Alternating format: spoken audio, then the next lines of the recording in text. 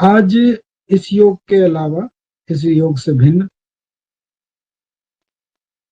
नक्षत्र चर्चा जो हमने करी थी पिछली व्याख्यान में, कृतिका का तक हमने कर ली थी। आज कृतिका से आगे करके और फिर जितने नक्षत्र हो सकते हैं उन तक लेके चले।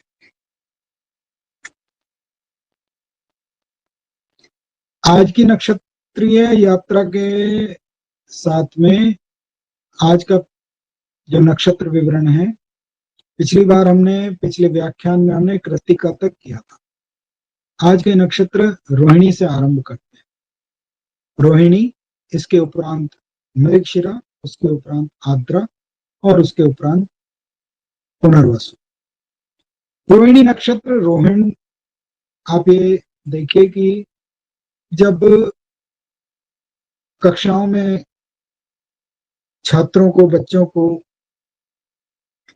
गणितीय कक्षाओं में ये लिखाया जाता है कि इसको रोहन क्रम में लिखे, इसको आरोही क्रम में लिखे, इसको अवरोही क्रम में, तो उसका अर्थ यही छुपा हुआ है कि अवरोही और आरोही। तो रोहिणी शब्द भी रोहन का अर्थ है, अर्थात आगे बढ़ने को रोहिणी कहा गया है। रोहिणी का जो नक्षत्रीय विवेचना है उसमें इसकी जो व्याख्या है उसको बैलगाड़ी के रूप में इसकी आकृति कही गई है, अर्थात रोहिणी एक बैलगाड़ी का प्रतीक है। जब रोहिणी एक बैलगाड़ी का प्रतीक है तो इसका मतलब वाहन से संबंधित है। और ये कौन सा वाहन है? जैसे अश्विनी नक्षत्र अश्व का प्रतीक है, गति का प्रतीक है, तो वो वाहन दुपहिया हो सकता है, दो पहिए वाला हो सकता है, किंतु रोहिणी बैलगाड़ी है, अर्थात भारी वाहन। आज के समय में दो प्रकार से इसको प्रयोग किया जा सकता है, जिसको एसयूवी गाड़ी कहा जाती है, अर्थात मस्कुलर गाड़ी जो आज के समय में चल रही हैं, भारी भारी गाड़ियां, या ऐसी भी गाड़ी कही जा सकती है जिसके ऊपर वजन लाद के ले जाया जा सकता है। मूलतः ये वजन लादने वाली गाड़ी तो इसको मैंने कम देखा है। ये वो सुसज्जित वाहन है जो एक प्रकार से रथ जैसा दिखाई देता है, अर्थात जो बड़ी गाड़ी है, लग्जरी गाड़ी है, लेकिन वो स्पोर्टी, अर्थात ऐसी गाड़ी है जिसको एसयूवी कहा जाता है, उस तरह का है। तो रोहिणी नक्षत्र के कुछ चरित्र हैं, कुछ उसकी विशेषताएं, कुछ विशेषज्ञताएं। रोहिणी एक और भी दो चीजों से और ज्यादा प्रचलित है। इसमें भगवान कृष्ण का जन्म हुआ था, तो ये प्रेम का भी प्रतीक है। जन्म पत्रिका में कई बार ये देखा गया है अनुभवों के आधार पर, यदि सप्तमेश या चंद्रमा, सप्तमेश या चंद्रमा रोहिणी नक्षत्र में हो, या सप्तम में बैठा हुआ ग्रह रोहिणी नक्षत्र में हो, तो इसमें पसंद से प्रेम विवाह होने के संकेत दिखाई देते हैं। आने वाले समय में प्रेम विवाह कोई बहुत ऐसा अनोखापन नहीं रह जाएगा। जो परिपाटी है वो प्रेम से ही संबंधित है। युवा पीढ़ी अपने जीवन साथी के बारे में बहुत सचेत है, इसीलिए वे अपनी इच्छा के अनुरूप ही अपना जीवन साथी का चयन करते हैं और उनको पूरा अधिकार भी ऐसा करने का। अपने अभिभावकों के आशीर्वाद से, उनके परामर्श से उनको अपना जीवन साथी चुनना चाहिए। रोहिणी नक्षत्र प्रेम विवाह का भी एक संकेत देता है। चूंकि ये रोहिणी है तो बनने और संवरने का संकेत भी इसके भीतर देखा गया है। और रोहिणी नक्षत्र के भीतर भीम महाराज का जन्म हुआ था, तो भारी भरकम भी है। और ये भी देखा गया है कि इनके पुत्र भी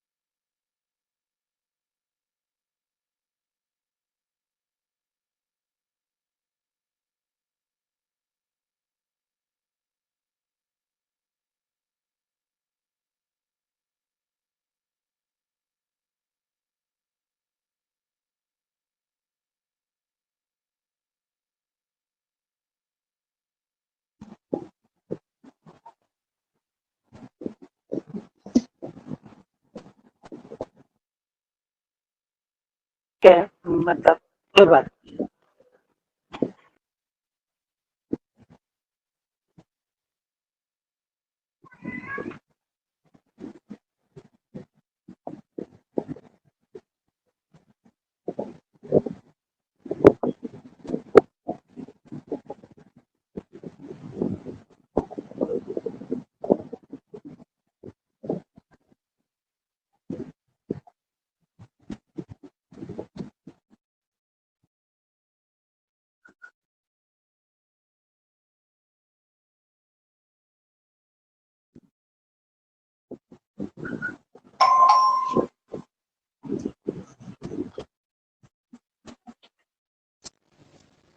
बीच में नेटवर्क कट गया था।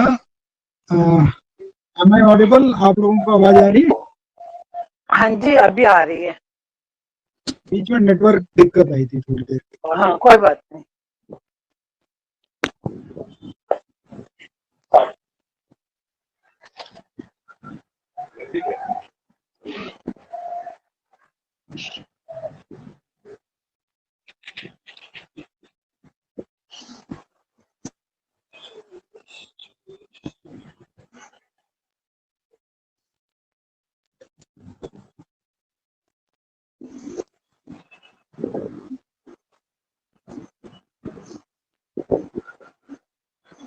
रोहिणी के ऊपर हम बात कर रहे थे। पिताजी म्यूट कर लीजिए आप। मेरे को आप कर दीजिए प्लीज, ऐसा नहीं हो रहा।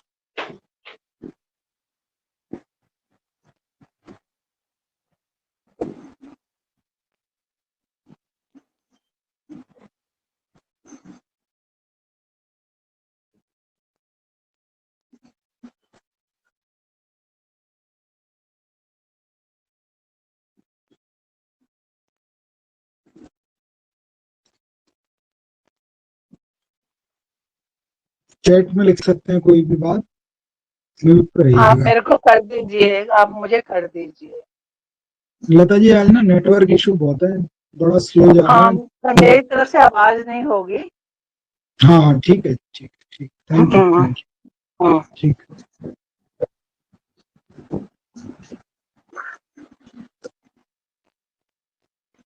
तो रोहिणी जो है ना प्रेम का भी प्रतीक है। जब वो प्रेम का प्रतीक है, इसके साथ साथ जैसे कि भीम के बारे में प्रचलित है कि उनके पुत्र थे घटोत्कच, और जो उनके पुत्र थे घटोत्कच वो बहुत बलवान थे। तो ये भी पता लगता है कि रोहिणी नक्षत्र में जिनका जन्म हुआ है, जिनके पुत्र बहुत बलवान, बहुत शक्तिशाली रहेंगे। पुत्र कहने का जो अर्थ है वो केवल इतना मत समझिए कि उसमें केवल वो पुत्र हैं जो उनसे जन्म लिया है। पुत्र, छात्र भी एक पुत्र होता है, जिसका नाम दे दिया जाए वो भी पुत्र होता है, जिसका कन्यादान किया जाए वो भी पुत्र या संतान होती है। तो इसका ये भी अर्थ हुआ कि यदि रोहिणी नक्षत्र वाले व्यक्ति किसी को अपना शिष्य समझ के उनको शिक्षा देंगे तो वो भी उनके लिए पुत्र समान है, और वो बहुत आने वाले समय में बलवान भी रहेंगे। इस प्रकार से रोहिणी नक्षत्र की कुछ ये बातें। रोहिणी नक्षत्र में भगवान श्री कृष्ण और महाराज श्री भीम का जन्म इसमें कहा गया। भारी वाहनों से संबंधित, साज सज्जा से संबंधित, जैसे संबंधित कार्यों में इसके कार्य देखे गए हैं। इसके उपरांत मृगशिरा नक्षत्र। मृगशिरा नक्षत्र मूलतः हिरण के मुंह को मृगशिरा कहा गया है। जब हिरण के मुख को या हिरण के सिर को मृगशिरा कहा गया है तो उसमें चंचलता बहुत है। ऐसा ग्रंथ में लिखा है कि जब रोहिणी अपने रक्षा के लिए भागी, दौड़ लगाई, तो पीछे से मृगशिरा ने उसके ऊपर पीछा करने का प्रयास किया, पीछा करने की चेष्टा करी, और भगवान शिव उस समय रुद्र हुए, रौद्र रूप उन्होंने धारण किया, और जब रौद्र रूप उन्होंने धारण किया तो आर्द्रा नक्षत्र का जन्म हुआ। तो रोहिणी का उन्होंने रक्षा करी, और जब आर्द्रा नक्षत्र का जन्म हुआ तो फिर संसार को दोबारा से पुनः जीवन मिला, जिसको पुनर्वसु कहा गया। इसके साथ हम अब करेंगे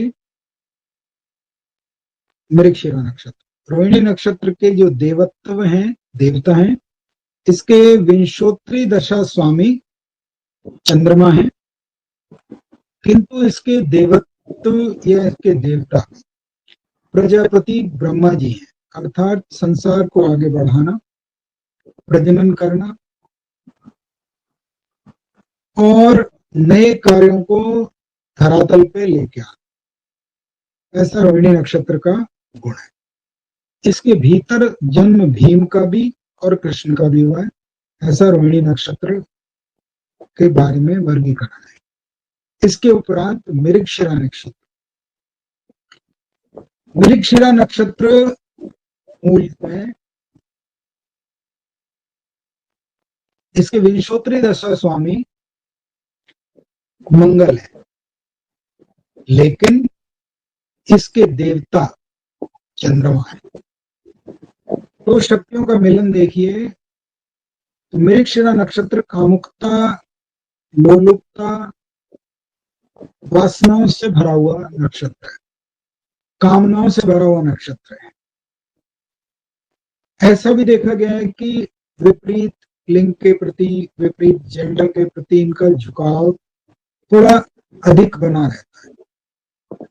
मृगशिरा नक्षत्र के बारे में जब देखें तो ये थोड़ा सावधानी रखनी चाहिए, ये कहना चाहिए कि आप अपने कामनाओं को, चरित्र को थोड़ा नियंत्रित करके रखिए। यदि व्यक्ति का जन्म, व्यक्ति का लग्न या जन्मकालीन चंद्रमा मृगशिरा नक्षत्र के भीतर हुआ है और लग्न पाप प्रभाव में हो, सप्तम स्थान पाप प्रभाव में हो, तो उसको अकारण ही, बिना कारण के ही दोष लग सकता है, चरित्रिक दोष। इनका चरित्र ठीक नहीं है। इसलिए हर नक्षत्र का एक वर्गीकरण है, और भविष्य कथन में या भविष्य परामर्श में इन बातों का, इन घटनाओं का बहुत ही ध्यान रखना चाहिए, क्योंकि ऐसा ना हो कि जिस उद्देश्य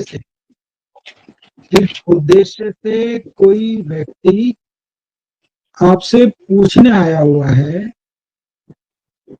और वो आप उसको उसके केवल प्रशंसा के वशीभूत होकर रह जाएं, और अगली बार वो आपको बताए कि आपने मुझे इस प्रकार का कोई संकेत नहीं दिया और इस कारण से मुझे हानि हुई।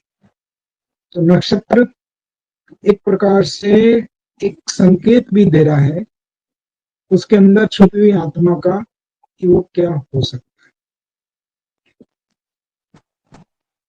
एक प्रश्न भी कुछ समय पहले आया, उनकी किसी से मित्रता थी और मित्रता के वशीभूत होके उन्होंने ये पूछा कि क्या मेरी इससे मित्रता बनी रहेगी या नहीं बनी रहेगी। दशा, लगन के ऊपर पड़ने वाला प्रभाव, जिससे उनकी मित्रता थी, उसकी कामुकता के बारे में दर्शन दर्शा रही थी। तो यदि एक व्यक्ति के दूसरे व्यक्ति के भीतर कितनी कामुकता, आकांक्षाएं, कामनाएं भर हैं, तो मित्रता टूट कैसे जाएगी? थोड़े समय के लिए विच्छेद हो सकती है, लेकिन फिर दोबारा जुड़ जाएगी। इसलिए भविष्य कथन के लिए ये बातें बहुत ही लाभकारी और महत्वपूर्ण होती है।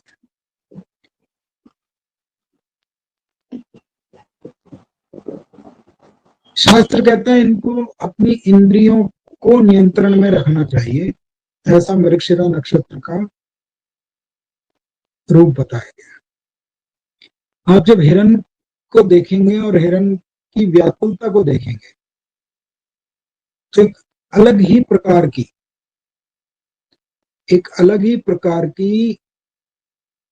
बेचैनी, व्याकुलता इनके भीतर दिखाई देगी। वो कभी भय के कारण से, डर के कारण से, कभी इस तरफ और कभी इस तरफ दृष्टि दौड़ाता रहता है। इसीलिए मृगशिरा नक्षत्र के लोग भी स्थिर मन से या स्थिर बुद्धि से बैठ के काम नहीं कर पाते। इसके उपरांत आर्द्रा नक्षत्र, मृगशिरा के जो स्वामी देव हैं वो चंद्रमा और उसके विंशोत्तरी दशा स्वामी मंगल। आर्द्रा के स्वामी भगवान शिव के विभिन्न रूप बताए गए, रुद्र, और रुद्र भगवान शिव के अश्रु, आंसुओं को कहा गया है, उसी से रुद्राक्ष भी बना है। लेकिन वो अश्रु भगवान के अश्रु हो नहीं सकते, क्योंकि भगवान ईश्वर अज्ञात शक्ति अश्रु नहीं बहाएगा, वो केवल रोष प्रकट कर सकता है कि इतनी सुंदर संरचना उसने करी और हम मानव जाति ने उसकी संरचना के साथ किस प्रकार से खिलवाड़ किया और उसको गलत प्रयोग किया। इस कारण से भगवान के जो क्रोध है, उसका रौद्र रूप है, वही आर्द्रा नक्षत्र का प्रतीक है। आर्द्रा नक्षत्र मूलतः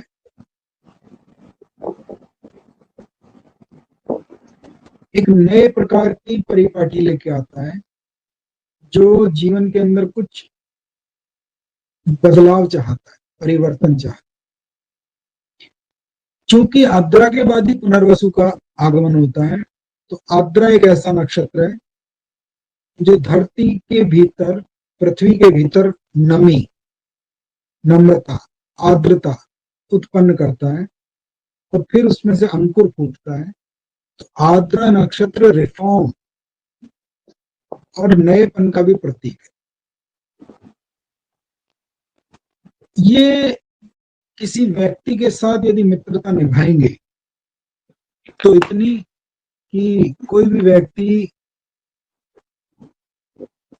ये कहे कि इससे बढ़िया व्यक्ति हो नहीं सकता, लेकिन यदि ये रुष्ट हो गए, क्रोधित हो गए, तो उस पर इस प्रकार से बरस पड़ेंगे तो भगवान शिव का तांडव होगा। इन लोगों को अनुशासन बहुत ही प्रिय होता है। इन लोगों को अनुशासन बहुत ही प्रिय होता है। शास्त्र ऐसा भी कहता है, आचार्य मिश्र के कथनानुसार, ऐसा भी कई पुस्तकों में लिखा देखा है कि ये सोते हुए सुप्त ज्वालामुखी है, इनको ना छेड़ा जाए तो इनको अच्छा है। लेकिन ये गुप्त क्रियाओं में बहुत ही निपुण भी होते हैं। ये गुप्त क्रियाओं में बहुत ही निपुण भी होते हैं और अकेले ही ये विरोधियों के ऊपर बहुत भारी पड़ सकते हैं। इसलिए आर्द्रा नक्षत्र को कभी भी अंडर एस्टिमेट मत लीजिएगा, वरना आप उसके स्वभाव को पहचान नहीं पाएंगे और जीवन में कोई बड़ी हानि आर्द्रा नक्षत्र के कारण से उठानी पड़ सकती है। जब हमने पीछे ज्वालामुखी योग पढ़े हैं तो उसमें भी एक जगह आया है कि किस किस प्रकार से कौन कौन से नक्षत्र कई बार बड़े विध्वंसकारी भी हो सकते हैं। इसके उपरांत हम करेंगे पुनर्वसु नक्षत्र। पुनर का अर्थ होता है दोबारा और वसु का अर्थ होता है बसना। लेकिन वसु अष्ट वसु से भी बना हुआ है, जो 8 प्रकार के वसु हैं उससे भी बना हुआ है। तो पुनर्वसु के बारे में एक चीज का एक संकेत मिलता है कि पुनर्वसु नक्षत्र के भीतर जिन्होंने जन्म लिया है, जब भी वो किसी चीज को नए प्रकार से करेंगे, कुछ हटके करेंगे, दोबारा करेंगे, तो उनको जीवन में पहले से अधिक लाभ प्राप्त। पुनर का मतलब दोबारा, वसु का मतलब फिर दोबारा से बसना और संपदा संपन्नता के साथ बसना। इसकी जो देवी है, पुनर्वसु के जो देवता हैं या देवी हैं, वो आदिति देवी है, जिससे आदित्य कुल का जन्म, और इसके विंशोत्तरी दशा स्वामी बृहस्पति है। बृहस्पति का गुणधर्म भी विस्तार का है, उत्पादन का है। और पुनर्वसु की जो देवी है आदिति, ऋषि कश्यप की 2 जीवन संगनी हुई शास्त्र के अनुसार, दीति और आदिति। जो दीति है उनसे दैत्य कुल बना, हिरण्यकश्यप आदि इत्यादि, सिंह का राहु। और जो आदित्य है उससे आदित्य कुल बना, सूर्य आदित्य। इसलिए पुनर्वसु नक्षत्र में ये देखा गया है कि ये वैभवता का प्रतीक है, किंतु दोबारा से काम करने के। प्रथम बार इनको समस्याएं आ सकती है, लेकिन उसी काम को जब ये दोबारा से प्रारंभ करेंगे तो इनको अत्यधिक लाभ भी प्राप्त। परामर्श क्या देना चाहिए कि पुनर्वसु नक्षत्र वालों के लिए उनको अपने एक कार्य को 2 बार तोल मोल के उसका परीक्षण करके फिर दोबारा से आरंभ करना चाहिए। सप्तमे, लगन, दशम, पंचम, जिस भाव का स्वामी पुनर्वसु नक्षत्र में होगा, उससे संबंधित घटनाओं को पुनः दोबारा देखने की प्राप्ति हो सकती है। ऐसा पुनर्वसु नक्षत्र के आचरण के बारे में कहा गया है। पुनर्वसु नक्षत्र में कोई इससे इतर, इससे भिन्न कोई विशेष विभूति का जन्म शास्त्र के अनुसार नहीं बताया गया, केवल इसके देवता बताए हैं और इसके विंशोत्तरी दशा स्वामी बताए। जैसे ऊपर के उपरोक्त नक्षत्रों में महाभारत काल के कई विभूतियों के जन्म जोड़ के बताए गए हैं, जिससे कथा को समझने में आप लोगों को सहजता लगे। किंतु पुनर्वसु के बारे में इस प्रकार का कोई जन्म शास्त्र के अनुसार अभी तक मेरे पास विद्यमान नहीं। पुनर्वसु एक धनकारी नक्षत्र है, ये धन देने वाला है, लेकिन जो पुनः प्रयास के बाद धन देता है। इस प्रकार से, और ये वैसे भी इसका जो चित्र बताया गया है, जो घर के प्रारंभ में जो तोरण लगता है, जो वेलकम के लिए, अतिथि के आगमन के लिए लगाया जाता है, तो ये आगमन का भी सूचक है। तो इस प्रकार से हमने आज पुनर्वसु नक्षत्र तक की चर्चाएं आप लोगों के साथ साझा करी।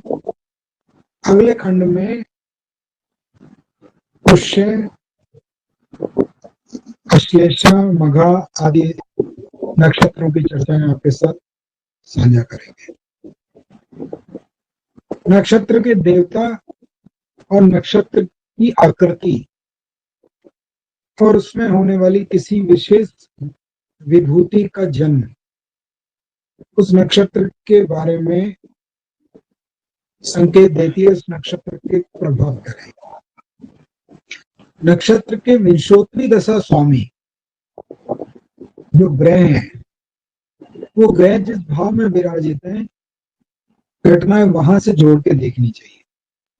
इन दोनों में सदैव संतुलन बना के रखना चाहिए। यदि मैं अगली कक्षाओं में, अगले व्याख्यानों में आपसे पूछूं कि विशाखा के बारे में बताइए, तो आपको सर्वप्रथम ये कहना चाहिए कि विशाखा इंद्राग्नि देव का नक्षत्र है। मैं कहूँ पुनर्वसु के बारे में बताइए, तो आपको सर्वप्रथम ये कहना चाहिए कि ये आदिति देवी का नक्षत्र है।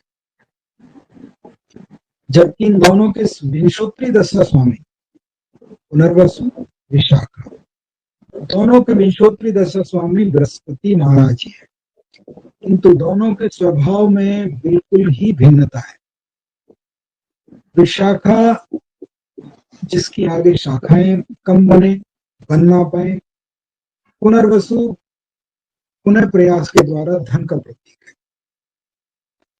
तो नक्षत्र के विंशोत्तरी दशा स्वामी से केवल ये देखना चाहिए कि वो कहाँ विराजित है, उससे घटनाएं कैसे बनाए, और नक्षत्र के अधिपति देव या उसमें जन्म लेने वाले किसी विभूति से उस नक्षत्र के चरित्र के बारे में वर्णन करना। आज की चर्चा नक्षत्रों की यहीं तक। इसके उपरांत आगे की चर्चा को उनके साथ साझा करेंगे।